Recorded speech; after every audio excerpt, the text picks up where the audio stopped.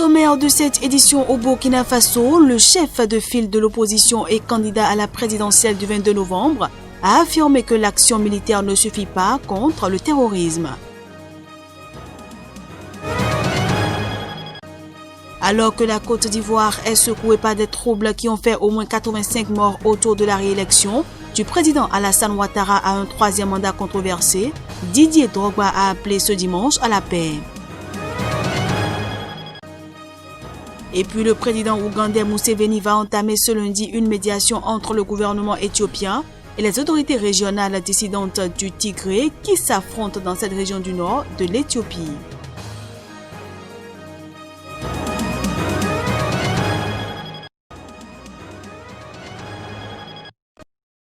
Le chef de file de l'opposition burkinabé et candidat à la présidentielle du 22 novembre prochain, Zéphiré Diabré, a déclaré ce dimanche qu'il ne fallait pas se fermer à l'idée d'un dialogue avec les groupes djihadistes qui sévissent au Sahel. C'était en marge d'un meeting au stade municipal de la capitale du Burkina Faso. Le thème du changement lié donc à l'échec du candidat sortant et de son parti, le MPP, puisque sur toutes les rubriques, comme je disais aux gens, ils ont 0 sur 20, 0 sur 20.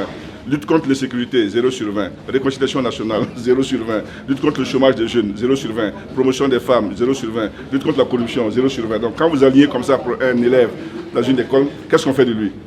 Renvoyer. Voilà. Donc l'action militaire toute seule n'a jamais pu vaincre le terrorisme dans aucune partie du monde. On le voit bien même en Afghanistan, avec les talibans, depuis 30 ans, qu'on n'arrive pas à éradiquer donc avec l'action militaire. Donc ça veut dire qu'il faut qu'à côté de l'action militaire, il y a d'autres actions. Sinon, vous ne pourrez pas le faire. Les guerres, quand on les gagne là, c'est très rapide. Dès qu'on fait 1 an, 2 ans et qu'on n'a pas gagné, il y a un enlisement. Donc quelque part, il faut qu'on cherche à savoir, parmi les groupes là, quels sont ceux qui ont des revendications que j'appellerais qui sont négociables et ceux qui ont des revendications qui ne sont pas négociables. Et en faisant le tri, il y a des gens avec lesquels, bien entendu, on peut discuter. Comme on l'a fait au Mali, il y a des accords politiques qui ont été créés, donc conclus donc, avec un certain nombre de forces. La question de savoir s'il faut ouvrir les négociations avec les groupes djihadistes évoluant au Sahel, certains affiliés à Al-Qaïda, d'autres à l'organisation État islamique, fait débat depuis plusieurs mois dans la sous-région. Très présent au Mali, où les alliés français et maliens sont en désaccord sur la question, ce débat a fait irruption dans la campagne électorale au Burkina Faso, qui élit président et député dimanche prochain. Plusieurs opposants ont publiquement déclaré être favorables à explorer cette voie, tandis que le président Roch Marc Christian Kaboré, candidat à sa réélection, s'y refuse.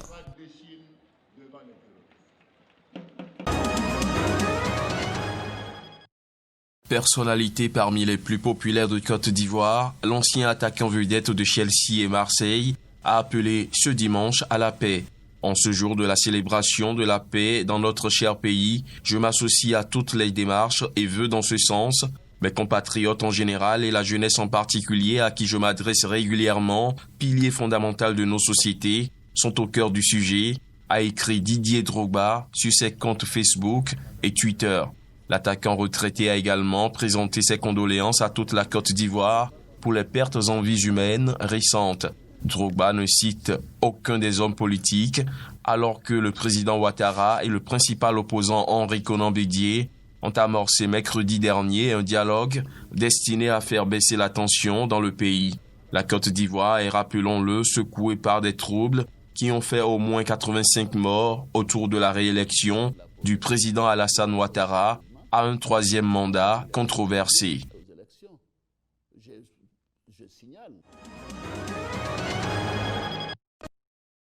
C'est dans un courrier daté du 11 novembre dernier qu'Emmanuel Macron a félicité le président ivoirien Alassane Ouattara pour sa réélection à un troisième mandat. À travers cette lettre, le président français a souligné que le dialogue initié par le président ivoirien avec le principal opposant Henri Konan Bédié est porteur d'espoir au regard des violences et des tensions qui ont ressurgi à l'occasion du dernier scrutin. Emmanuel Macron a également souhaité que ce premier pas vers le rassemblement et l'ouverture puisse jeter les bases concrètes d'une réconciliation plus large et plus durable entre les Ivoiriens et toutes les sensibilités politiques dans le respect de l'état de droit afin de tourner la page de la violence et de la division. La rencontre mercredi dernier entre le président Ouattara et l'ex-président Henri Konan Bédié a en effet fait retomber la tension. Mais l'ensemble de l'opposition demande notamment, comme préalable à la poursuite du dialogue, la libération de tous les prisonniers politiques, dont le porte-parole de l'opposition Pascal Afine-Guesson, la fin des poursuites judiciaires contre tous les leaders de l'opposition ou le retour des exilés. L'opposition conteste la réélection d'Alassane Ouattara pour un 3e mandat qu'elle juge inconstitutionnel. Elle avait lancé une campagne de désobéissance civile, puis proclamé un Conseil national de transition censé remplacer le chef de l'État.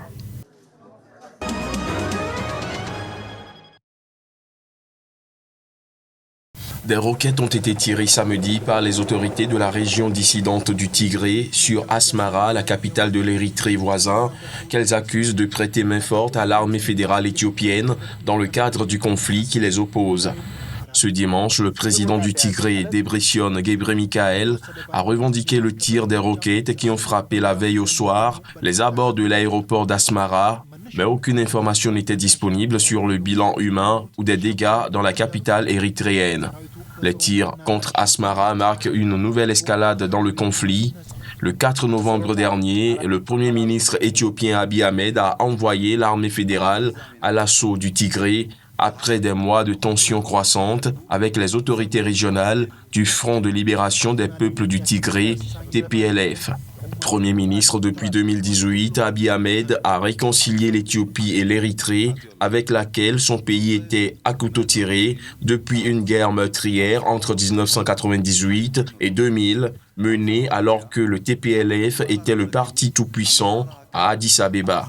Mais les autorités tigréennes ont accusé ces derniers jours le pouvoir d'Asmara, son ennemi juré, de laisser l'armée éthiopienne utiliser son territoire pour y faire passer ses troupes ou décoller ses avions et affirment que l'armée érythréenne participe directement à des combats au sol au Tigré. Le vice-premier ministre éthiopien Demeke Mekonnen Hassen, également ministre des Affaires étrangères et des représentants du Front de libération des peuples du Tigré, TPLF, qui dirige la région, sont attendus ce lundi dans le nord de l'Ouganda. Ils y rencontreront le président ougandais Yoweri Museveni. Les représentants du TPLF seraient également présents. L'information a été donnée par des responsables gouvernementaux qui n'ont pas révélé qui dirigerait la délégation du TPLF, ni si les deux délégations se rencontreraient face à face. Le site internet ougandais d'information Chimp Reports avait rapporté ce dimanche la tenue prochaine de pourparlers entre Yoweri Museveni et les partis au conflit au Tigré. L'attaché de presse du président ougandais, Don Wanyama, a publié sur Twitter un lien de l'article avec ce commentaire occupé chez lui, mais la région compte sur sa sagesse et son expérience. Par chance, Yoweri Museveni est prophète chez lui et là-bas. Yoweri Museveni entretient de bonnes relations avec le Premier ministre éthiopien Abiy Ahmed qui a envoyé le 4 novembre dernier l'armée fédérale éthiopienne à l'assaut du Tigré. Et ce, après des mois de tensions croissantes avec les autorités régionales du TPLF. Le président ougandais, au pouvoir depuis 1986, connaît également bien les dirigeants du TPLF, parti représentant la minorité tigréenne, 6% de la population éthiopienne, qui contrôla durant presque 30 ans les leviers du pouvoir et l'appareil sécuritaire en Éthiopie.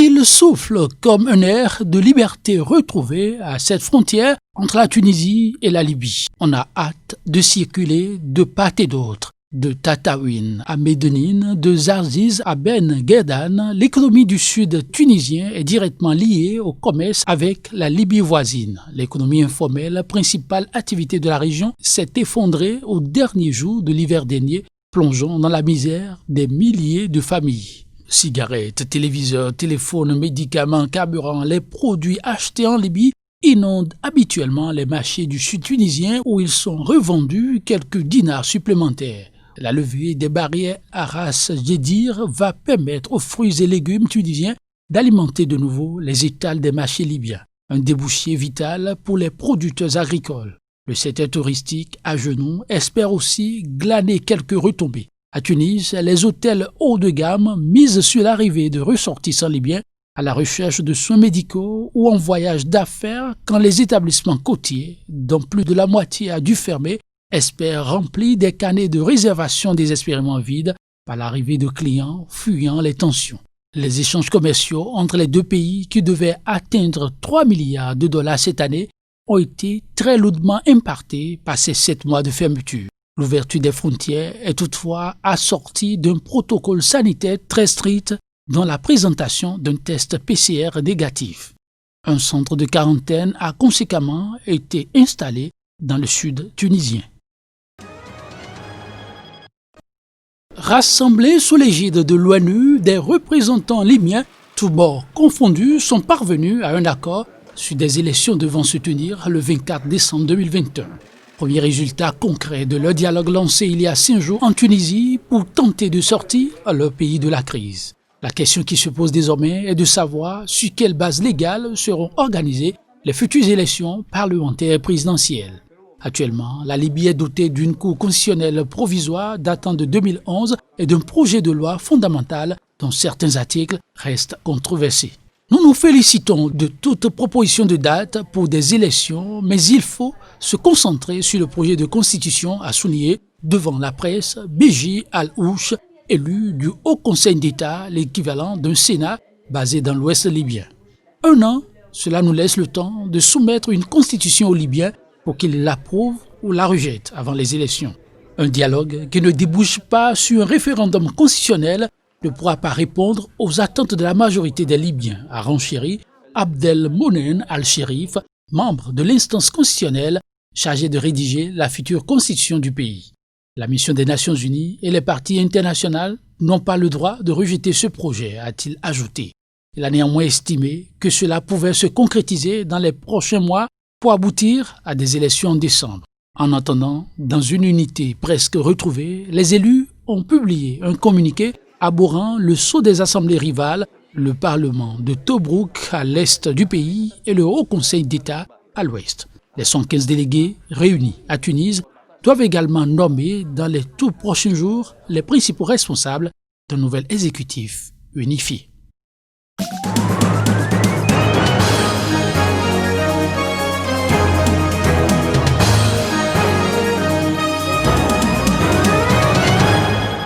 Culture, mode, cinéma, musique. Retrouvez toute l'actualité du monde de l'art sur Artistique les mercredis, vendredis et dimanches sur votre chaîne Sika TV. Sika, le vrai visage de l'actualité en Afrique.